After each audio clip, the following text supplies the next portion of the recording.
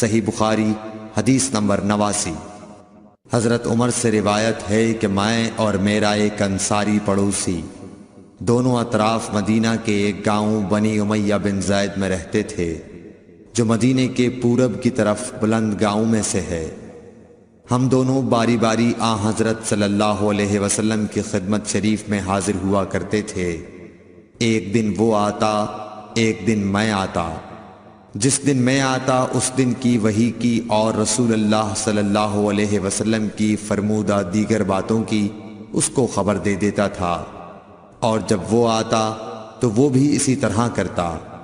تو ایک دن وہ میرا انصاری ساتھی اپنی باری کے روز حاضر خدمت ہوا۔ جب واپس آیا تو اس نے میرا دروازہ بہت زور سے کھٹکھٹایا اور میرے بارے میں پوچھا، کیا عمر یہاں ہیں؟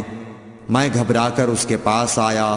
وہ کہنے لگا کہ ایک بڑا معاملہ پیش آ گیا ہے، یعنی رسول اللہ صلی اللہ علیہ وسلم نے اپنی بیویوں کو طلاق دے دی ہے۔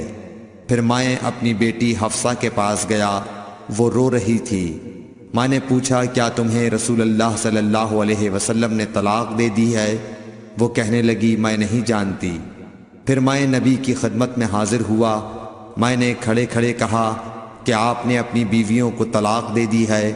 آپ صلی اللہ علیہ وسلم نے فرمایا، نہیں، یہ افواہ غلط ہے۔ تب میں نے تعجب سے کہا، اللہ اکبر، اللہ بہت بڑا ہے۔